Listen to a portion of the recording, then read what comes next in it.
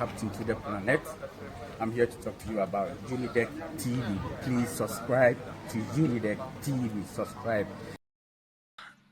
Unidek TV so any na and some to Jadi in any say Japadia on some semiana and no energy say or incrementum muena president and now don't for the vision for to be say sa Japadia book no again fabrication and no energy say Hopeson Adorye vision or papim or chassis also and a quisi brat are reactive to this Japadia book vision for and yes I'm going to work on a fear near Shenina.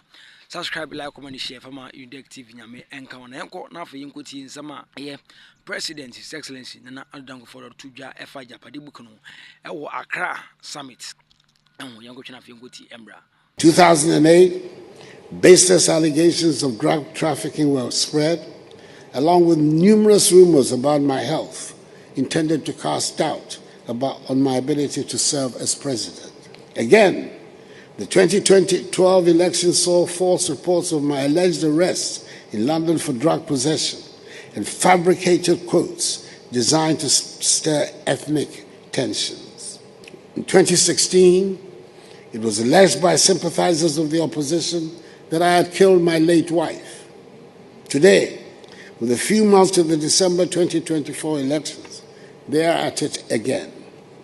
A fabricated document entitled Ayapadeɛ is being peddled around by operatives of the opposition as evidence of a grand scheme by my party to annex the assets of the state. Now, and no energy say Hopeson Adorye ebusuan for so we part 1. Hey, young go na fi yinkoti embra. Benia. Yey, be say achemfo no omuko school. Say JB dan kwa mo start o munya kwan kwa brochire ni ade nto mo ma no susu kuku school. O mo sua de. Most of them were lawyers. Who di agro na adwene be beat you. One was asem a working. Wakwakofa and my party. MPP was ade we mu. Ayapadeɛ we MPP wo. Ebusia ko bi Ghana Ayapadeɛ. Once what the party be fra. What the party ba be for ho to save them. And that one will not wash. I'm telling him, Bukwi, a PA 2016 prior to elections. Okay. Anna, MPP winning elections. There was a review, early stages. I quite remember 2018. Obia was a member of National Communications team of MPP. There was a meeting. Yabuabia someone stood and raised, say, document is saying naba. Now, how are we going to handle it? Now, Gabby was at the meeting, or Robeshe, I don't know, say. Look, Enra, I had a conversation with someone, and this document, only one copy was printed by the architect of this document. One more printed, just one copy. They lock it under safe. When I heard the story, I said, wow. Now, I may say now at the early stages now the GhB cause war baby. Now one particular meeting they forgot to lock the book. The party picking ya which book ya ma print ya. Which I won't say I said ya you tum kakra. Yeah. Ni party fire or photocopy ye sharp. E tuti mo say na tona no kra no yasa. What photocopy ya wo kodru fie no. And wo fa the phone. And was scanning ye e put into soft copy. E ma manfo anya bi kinkan. So because a sabu we a fisher na nipa no sabe ebia no won kan ye so wakanya no analyze ye Na eno na Hopeson extra sisi ade say obekire na afi wa kiresie the genesis of the Japadeɛ book which are for according to details yanko na afi yanko hwene nkotie no so embra in that time and then make kind the forward no in full. First the other me tutum president ka say or yes specific say NDC for natural book no. Hey, NDC for natural book. Ana book no ye adwuma. Ehu. Akoye say obi aka say Tremoniatro Bible ama Christopher say for no mo fanya sorry. Na Christopher dey sa pepepe ana wo pese wo kire yen. Now, yanko the forward first paragraph. Was it to our future made up of the present and the unborn, for whom this will of a nation is being prepared. to our foremost king, Oforipeni, the progenies spread across the world, for whom and to whom alone this sacred document is prepared. Near what patch in say, ye share ye dachi. Eye ene. Any ye money and nan and counsel more ye womu. Womu, and ye or man ye na Ayapadeɛ edi ama womu. Now, ye henia chese no odi kan. Ye friend no Oforipeni. Wono and omo ye sadie we nyina so edi ahye na numonyam. Muntie de yo. Wado no omo ye de ahye na numonyam. Ye ko. Was it as the head of Nana Apianim Kwamframa, Nana Kuntunkrunkri, and Oforipeni, our people were never defeated in the wars of old. We were nobody's subject, and yet, after 1957, we were made to live in the shadows of the descendants of people who never defeated us in the war, whilst the Ashanti Kingdom was uplifted to put us in the shade. We are certainly now with you. Me catch re Akuffo bi say MPP ade na na ekoso no eye more of trouble than politics. No mo ntiase ye blindfoldu omo just to mislead them. And omo succeed so because omo nimu huma, omo akọ school, omo yusu adwene no nyansa no e de biti won. Won wasem a wo ka won say. Wo se sa omo mpanimfo anyina. Eye Akuffo a yan defeat omo chese omo anko akon ame amro omo anase yan ni omo so nkonimu da. And so after 1957, ye can say found hudie baye no. Afede omu pia achemfo no ekokoshe sumase. Ana omu ma asante for so. So what? Ntiopa. Eti me say asem we ya ye kan. Wo ye MPP ni mefo anu metum. Except say we achemni. Asem we kafa wo ho. Na so ya senti dia mefo anu metum. Because who defend this idea way will nananumo will never forgive you. Ye ba become who said you magic Ghana Ayapadeɛ. Our Muslim this for natural and the year duma ye implement it. Jesus Christ. Echedini yama asante eso and yaka achemfo ahye. Eti say there wo manya pan no. Muntie na edidi so. Was say with arrival of Nanado we see the rebirth of second JB Dankwa, who has come to rescue. So what you say? Akuffo Adorye bedi akonya idie. Second JB Dankwa na ba no. Eti oba beje wo mo. Afri sumu an omo hyemu. What ti hodom say ya wo metu munti wo defend. You don't know. Hwe was it fully cognizant that we were currently part of modern nation of Ghana, the name of which was originally proposed by the illustrious son of Oforipeni of Ochimai, JB Dankwa, and aware that it is currently made up of other diverse people. We have to assert our old selves and ensure that we no longer continue to live in the shadow of other kings and peoples whose forebear we defeated in war. So what you say? Say no. Omo ba be make sure say ene Ghana ya ye wo mu ende eye wo mu ankasa wo mu ba wo mu papa wo mu nana ye Fred JB Dankwa and the proposal din no and o proposal din no so no aba no ama ya kwa lift nkrofo foforo bi ya lifting nkrofo foforo bi san nkrofo foforo de he asante fo so hu de tie no enti these are some of the things. The next was in spite of our tremendous contribution to this Ghana entity, Ochimai has not been credited with the appropriate out and grandeur that we rightly deserve in recent times. Eti ebi fi say JB Dankwa na share ekonase woye Ochini and up to now yentimi ma omusu ye. Eti said na Akuffo Adorye and yesisi etimi ma omusu. Mo trimpodo. Where you forward no. The area about bansam no so muyem be hyehyebo ene was it currently with Nanado in total control of the whole entity of Ghana.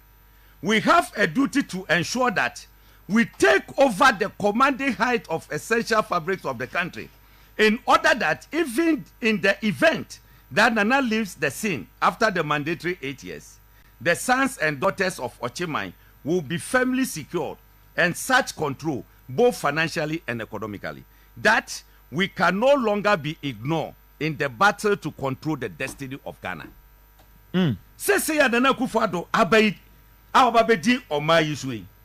Eye omo asede se omo make sure say Ghana sikasem Ghana Ayapadeɛ omo betimanya ni nyina aba Ochimai ama omo ma ene omo na nkanso amo a take you over. Said ne be ya omo ka se Ghana mpunu na epunu. Aduriye was it easy for the joy? Hey, and easy for the nation's prophet. In doing this, we need to be strategic. We need to be strategic. We will have to work with other people from some of the diverse ethnic groups, including some carefully selected people in Ashanti and other diverse ethnicities or land. This will make them believe that they also have a hand in the pie. It will obscure any suspicion that the project is essentially an Ofori-Penny project. This point is crucial because with electoral politics, we have to have our eyes on the numbers in the electoral process.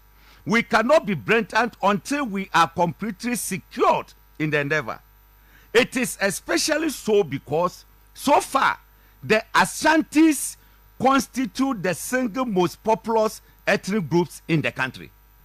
We will say this for Nigeria. Wait, and this is for the Cocoa way. Share what must say a Jumana or Modiano. As some we are strategic because as is so munya and Akuffo from other ayi. Na Ashanti no womo ye ji Akuffo bi carefully selected. Yen selecting Akuffo bi meka ho. Said ye be ya omunya suspicious. No mu behu say oh adeno kra no eye gina ye dia. Na say omoye ne saa eno ena betima bo omo. Na omoye saa no so no omo mu omo ani ngu election ba be ye number dodo nipa dodo e ba beto aba no. Na wo hwe the whole Ghana asantifo ena eye tribe ba ko a omo doso pa e ba bato mu a. Eti enyusu omo.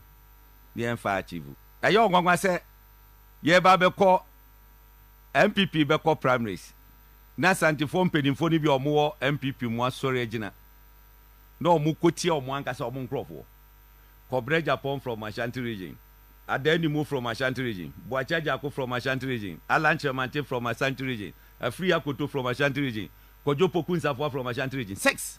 That's santifo mpedimfo omo party move from Ashanti region. No omo kotie asankrofo we na. Na wo die ya drew paragraph 9. B0mb na so no ntie was it although the Ashanti group within the current MPP is gearing itself to take over the party after Nana Akuffo Addo's tenure in 2024. It will be ideal if we could work to bypass them in 2024. Jesus Christ. With hard work, we could work to pass the mantle over to a non-account person. Hey, preferably from the north, under whose presidency we could secure the maturity of our takeover project. We say, and this is for natural way. Sajewi, Abamwana say mamu. Abamwana say mamu. Look, what say? Asantifo ewo party no mu. Wo mo bo mo ho say, wo mo ada wo mo be take over. Wo mo be gi party no. E brand na Akuffo Addo. E de na djuma e ba wiye 2024. Nanso so no wo mo ngire wo mo ho se wo mo be yi adwuma amana twa santifo no ho 2024 wo mo nya se wo mo de tumi no e be hye wo bi a wonya kani ensem demom se be ye de a wo mo pa obi ofri srem no mo fama no na sa nipa na ofri srem no e be ye president a eno ana sa wo mo take over project yi Ayapadeɛ wo mo jama wo mo ne wo mo asefo no e betimi aba wieye ena me no ka sei MPP flag bearer of river. Officer. So officer. Yeah. Just say we hey abomana say mamu. Na Hopeson Adorye just say press media na nsen ba hwa just say Ghananews agency na afeso GBC na de na Addo for the bushafo asasa omo penny no na no so wo Ayapadeɛ book no just say book no enye fabrication Hopeson akodites ba yankohwe na afi ngoti. enti buku yaba na mo symbol da so na se ye ka bia wo ma me ka se eyayi na obi kwaka obi obeje adi no esese ekwohwe ne tim abusua no na esabudi ka kwhwehwe mu tim first sabu beti magiga da japade nyina de abom bo se mo nkwa na mofa na we ye ka we ya bo se dey. This is a public document. We are going to digest it. We are going to explain it. We are going to analyze it for people to understand. Abusia ba kuntimi fa Ghana japade nyina. Buku we say ya me Bible. Me da me kan. Me sorry a me kan. Na mo se mo hu. E mo se mo hu. Obi antie ha yo. To be specific, we need to strengthen our effort to control the mineral resources as well as the electricity and water institutions. Hey, the success of this project depends on the way in which we, the mafias, for the time being control the judiciary and the press. Why would you appoint judges to Supreme Court to be brain? But well, okay. I talk wrong. No, well, would you? I will have time and interrogate. Me say, why would you appoint Supreme Court judges be alcohol? Everybody is complaining. Civil society will be complaining. Why the pack in the Supreme Court and the media? Almost succeeded, and I'll tell you why they've succeeded. Now, the forward, Anamaka 17. So document you are more prepared. Phase 1, a dear and a SSA is here. Was it the first phase of the economic and financial sector control was to be implemented in the next first term of office. As we get closer to the end of the first term, we have set the ball rolling regarding the objectives set out in our first document. What it? We say yeja way 2018. Book Kunususu PA close to 2016 elections. And you once walk the first document, the review any. And you obaba the first term, and now we say we must set a ball rolling regarding the objectives set out in our first document. Pedibi catcher me say first document e buy do ne dinu ye asase. Asase radio buy no. Unam say e be confirm. Ano mu change dinu ye na Ayapadeɛ. Was it there have been difficulties, largely due to some pitfalls on our part? For example, the control of electricity sector. The control of electricity sector could have been handled better had it not been for the greed of some of the non-Achim elite we had included as cover. Electricity or more than my here. PDS, yes, PDS. Yes, done electricity at the ma PDS. Yes, say at the ma and grand cross on your day 100. Yeah, one book no was some cock of far and Crofoka crabby. Our money at him for Ebe Kahon said the Baya, Ebe cover the face. But some Crofonum don't become no be greedy and a 12 pie. The electricity to offer an answer. Because look at it. PDS, you more grown has 6 months. Anna minister Amawu Eco expose we say, ya can say, one more guarantee no the buy be a fake. Fake, yeah. And you term go to under Ecobank. Was it we have 2 routes of entry into these institutions. First is through SNET, which has a seat on the board of Ecobank Ghana by virtue of its shareholding. This seat is occupied by Director General of Senate. In phase 2 of our agenda, in phase 2 of our agenda, Kofi B0mb Osafo Mafo, who is a Deputy Director General of Senate, should be made the Director General to give him the seat on the Ecobank Ghana board. And then we know what I say. Find the Director General Senate. Osafo Mafo ban. Kofi B0mb Osafo Mafo. Adewey 2018, and you are telling me say a fiction. You are telling me say and this is for natural. Ish. Then this is for Munshas and prophesy. And I didn't have me. And them defe. Et il y a some numbers on Kuchafo. Na say enya sam keto a I had to subscribe, like, comment, share from my Unidek TV. Yamenka.